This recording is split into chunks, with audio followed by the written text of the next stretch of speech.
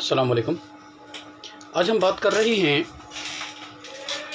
Adopted child and inheritance के ऊपर। एक बच्चा जो अडॉप्ट कर लिया जाता है, क्या वो अपने बाप की वरासत से इनहेरिट करता है या नहीं करता, और अगर करता है तो कौन सी सूरत में करता है, और अगर नहीं करता तो उसकी क्या क्या रीजंस हो सकती हैं या हैं। जो लॉ है, लॉ अडॉप्शन के बारे में कोई स्पेसिफिक लॉ ना तो मौजूद है, ना ही कोई इम्प्लीमेंट है पाकिस्तान के अंदर। अब अगर सिचुएशन ऐसी है कि एक बंदे ने एक बच्चा अडॉप्ट किया और वो बंदा फौत हो गया, और उसके बाद जो वरासत है, जब वरासती इंतकाल होता है, जो इनहेरिटेंस म्यूटेशन होता है, उसके अंदर वो भी बतौर वारिस शामिल हो जाता है, और शामिल होने के बाद उसके नाम भी वरासत एज इट इज़ चढ़ती है, जैसे कि बाकी हिस्सेदारान के नाम पर चढ़ जाती है। तो अगर एक भाई अपने ले पालक भाई के ख़िलाफ़ या ले पालक बहन के ख़िलाफ़ या उस बीबी के ख़िलाफ़, उस बच्चे के ख़िलाफ़, उस भाई के ख़िलाफ़ जो कि अडॉप्टेड था, उसके ख़िलाफ़ अगर कोई सूट फाइल करता है कि ये जो इनहेरिटेंस है ये गलत तौर पे अटेस्ट किया गया है, ये जो म्यूटेशन है ये गलत तौर पे अटेस्ट किया गया है, और ये जो इनहेरिटेंस है ये गलत तौर पे डिवॉल्व की गई है पार्टीज़ के ऊपर, और ये सो एंड सो जो बंदा था, जो हमारे साथ हिस्सेदार बना है, हमारे साथ जो शेयर होल्डर बना है, ये बंदा ले पालक था या अडॉप्टेड था, तो लिहाजा ये वरासत का हिस्सेदार नहीं बनता। अब इसमें देखना यह है कि क्या एक भाई अपने अडॉप्टेड भाई या अडॉप्टेड बहन के ख़िलाफ़ सूट फाइल कर सकता है या नहीं कर सकता। क्या एक बाप किसी बच्चे की लेजिटिमेसी को रिफ्यूज़ कर सकता है या नहीं कर सकता। अगर कर सकता है तो under what provisions of law, उसकी सिचुएशंस क्या क्या होंगी, कौन कौन सी सूरत में एक बाप एक बच्चे की लेजिटिमेसी को या उसको डिसओन कर देता है, रिफ्यूज़ कर देता है उसको ऑन करने से कि ये बच्चा मेरा नहीं है। अब एक बंदा फौत हो गया और वरासत उसके बच्चों के नाम पे चढ़ गई इक्वली एज इट इज़, जैसा कि ओरिजिनल जो बच्चे हैं, जो लीगल हेयर्स हैं, उनके नाम पे चढ़ गई, as it is adopted child के नाम पे भी चढ़ गई, और वो इक्वली हिस्सेदार बन गया इसके अंदर। अब एक जो भाई है वो एक सूट फाइल कर देता है, suit for declaration along with cancellation, अपने उस अडॉप्टेड भाई के ख़िलाफ़ कि ये जो मेरा भाई है ये अडॉप्टेड चाइल्ड था मेरे बाप का, तो इसको इनहेरिटेंस नहीं बनती, और जितने भी म्यूटेशन जो सब्सिक्वेंटली अटेस्ट हुए हैं, जितने भी वरासती इंतकालात तस्दीक किए गए हैं, वो गलत तौर पे तस्दीक हुए, उनको कैंसिल किया जाए, और कैंसिल करके जो इनहेरिटेंस है वो दोबारा से डिवॉल्व की जाए जो ओरिजिनल लीगल हेयर्स हैं उनके ऊपर। तो क्या एक भाई ऐसा कर सकता है? डेफिनेटली।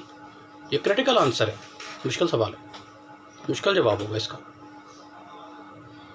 जनरल कॉन्सेप्शन ये है कि जो अडॉप्टेड चाइल्ड है वो इनहेरिट नहीं करता। लेकिन इनहेरिट नहीं करता कौन सी सूरत में इनहेरिट नहीं करता? जबकि बाप रिफ्यूज़ करे, वालिद रिफ्यूज़ करे कि he is not my legitimate child, ये मेरा बच्चा नहीं है। बाप रिफ्यूज़ करता है, बाप इनकार करता है कि ये बच्चा मेरा नहीं है। भाई ये नहीं कह सकता कि ये बच्चा उसका है या किसका है, ये ले पालक है या नहीं है। तो ये एक जनरल कॉन्सेप्ट था कि अगर कोई भी बच्चा ले पालक है तो वह वरासत में हिस्सेदार नहीं है, वरासत में हिस्सेदार नहीं है। लेकिन कब? जब बाप इनकार करे with in a specific period of time. ये एक नई बात है, नया क्वेश्चन है। इसके ऊपर ऑनरेबल सुप्रीम कोर्ट की जजमेंट भी मौजूद है, रेलेवेंट लॉ भी मौजूद है। लॉ क्या कहता है, ऑनरेबल सुप्रीम कोर्ट क्या कहती है इस बारे में, और इस सारे मामले के अंदर क्या नेगेटिव डिक्लेरेशन पॉसिबल है कि नहीं है। नेगेटिव डिक्लेरेशन मीन्स कि मैं ये कहूँ कि फ़लाँ बंदे का राइट नहीं बनता, ये नेगेटिव डिक्लेरेशन है। क्या एक बंदा जो मेरे किसी राइट को हर्ट नहीं कर रहा, मेरे किसी राइट को इन्फ्रिंज नहीं कर रहा, मेरे किसी राइट से डिनाई नहीं कर रहा, तो क्या मैं उसके खिलाफ सूट फाइल कर सकता हूँ या नहीं कर सकता? और अगर कर सकता हूँ तो क्या क्या टर्म्स एंड कंडीशंस हैं इसके ऊपर, किस तरह से पॉसिबल होगा कि ये किया जा सकता है या नहीं किया जा सकता। तो सबसे पहले तो हम ये बात करते हैं कि कौन रिफ्यूज़ कर सकता है ऑनरशिप से, लेजिटिमेसी से, एक बच्चे की लेजिटिमेसी से कौन रिफ्यूज़ कर सकता है? क्या भाई बहन कर सकते हैं या बाप कर सकता है? तो ऐसे सूरत में सबसे पहली बात जो ये है वो कानून शहादत ऑर्डर का जो आर्टिकल है 128, उसकी बेयर रीडिंग कर लेते हैं, उसको देख लेते हैं कि इसमें लॉ क्या कहता है। तो आर्टिकल 128 ये कहता है, मैं इसको रीड कर देता हूँ। द फैक्ट 128, आर्टिकल 128 दोबारा रिपीट कर रहा हूँ।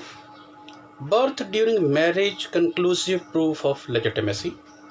The fact that any person was born during the continuance of valid marriage between his mother and any man, and not earlier than expiration of 6 lunar months from the date of marriage, or within 2 years after its dissolution, the mother remaining unmarried, shall be conclusive proof that he is a legitimate child, unless, यहाँ से unless से आगे जो specifically relevant matter है वो हम discuss करेंगे इसमें।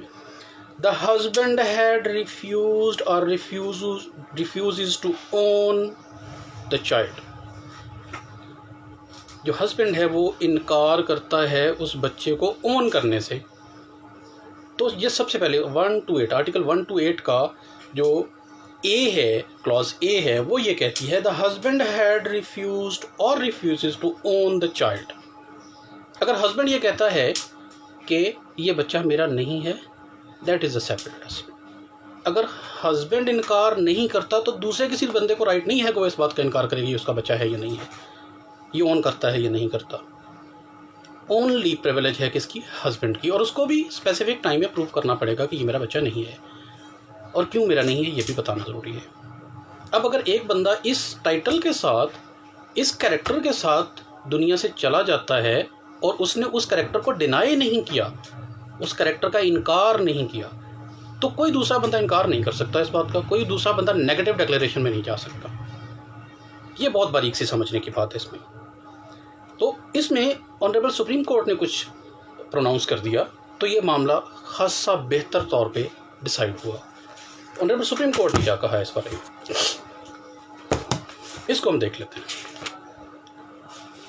क्या मेंटेनेबिलिटी है उस सूट की कि एक भाई अपने अडॉप्टेड भाई के ख़िलाफ़ सूट फाइल करता है, क्या वो मेंटेनेबल है कि नहीं है, ये देखना ज़रूरी है। लीगल कैरेक्टर क्या है, जो प्लेंटिफ है उसका लीगल कैरेक्टर क्या है? उसका लीगल कैरेक्टर ये है कि वो अपने बाप से इनहेरिट कर रहा है, तो वैलिडली इनहेरिट कर रहा है।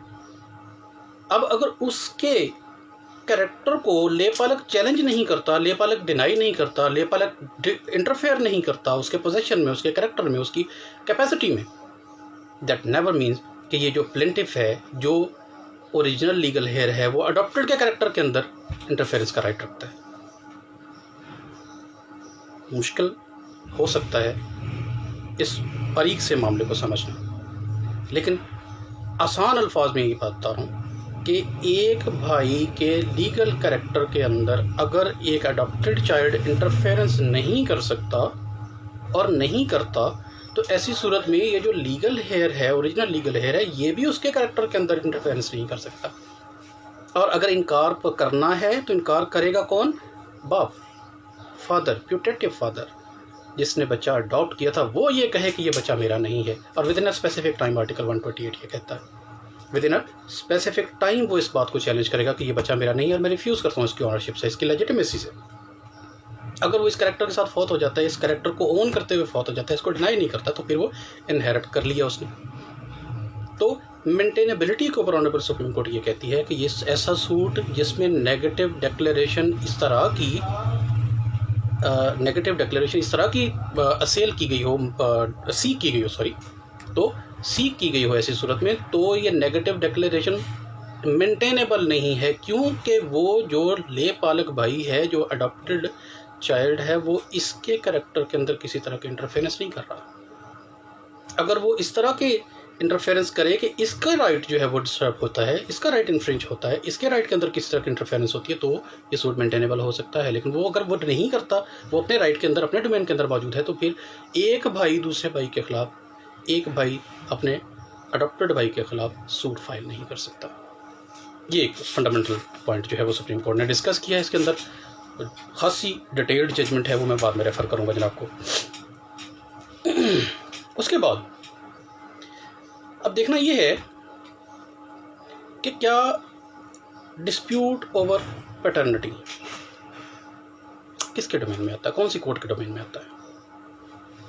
लेजिटिमेसी ऑफ चाइल्ड कौन सी कोर्ट डिसाइड करेगी, और अगर डिसाइड करेगी तो किस तरह से करेगी। अब इसके अंदर हाई कोर्ट ने, ऑनरेबल हाई कोर्ट ने एक डीएनए की एप्लीकेशन जो है वो प्लेंटिफ की तरफ से, भाई की तरफ से फाइल की गई कि डीएनए करवाया जाए मेरे ले पालक भाई का, मेरे अडॉप्टेड जो चाइल्ड है, जो अडॉप्टेड को शेयरर है, मेरे बाप से इनहेरिट किया जिसने, उसका डीएनए करवाया जाए। अब ऑनरेबल सुप्रीम कोर्ट ने ये कहा कि ये जो डीएनए की बात कर रहे हैं तो डीएनए किसका होना है। प्रिजम्पशन के ऊपर एक बंदा ऑनर है अपने बाप की प्रॉपर्टीज़ का, अपने प्रोपोजिटस की प्रॉपर्टीज़ का, प्रिजम्पशन के ऊपर, वो प्रिजम्पशन कि ये फ़लाँ बंदा जो फौत होने वाला है ये मेरा बाप था, इस वजह से मैं इनहेरिट कर रहा हूँ, without DNA, without any DNA, और उस बंदे को फौत हुए 26 साल हो गए। अब हाउ इज़ इट पॉसिबल कि 26 साल पहले एक बंदा अगर फौत हो जाता है तो उसका डीएनए किस तरह से लिया जाएगा? अगर प्लेंटिफ ओन करता है उस प्रिजम्पशन के ऊपर जो सेम प्रिजम्पशन अवेलेबल है ले पालक बच्चे के पास, एक प्रिजम्पशन पे वो ओन कर रहा है, दूसरे प्रिजम्पशन के ऊपर डिसओन कर रहा है, ये पॉसिबिलिटी नहीं है। ये नहीं कहा जा सकता कि ये डीएनए जो है, ये एक मामला मैं प्रिज्यूम कर रहा हूँ, एजम्पशन के ऊपर, प्रिजम्पशन के ऊपर ईटीसी हम ये कह सकते हैं कि ये बंदा इस वजह से इनहेरिट कर रहा है, ये उसका बेटा है, और अगर इसका डीएनए नहीं होगा तो उसका कैसे होगा। और सेकेंडली सुप्रीम कोर्ट ने ये कहा कि ये जो डीएनए है, अगर कोई भी फीमेल, क्योंकि इसमें स्पेसिफिकली फीमेल के इनहेरिटेंस को चैलेंज किया गया था, अगर कोई फीमेल डीएनए नहीं करवाना चाहती, अगर कोई फीमेल ये कहती है कि मैं डीएनए नहीं करवाना चाहती और उसको कोर्ट ज़बरदस्ती ये कहती है कि तुम डीएनए करवाओ अपना, तो ऐसी सूरत में ये वायलेशन है article 14 of the constitution of Islamic Republic of Pakistan.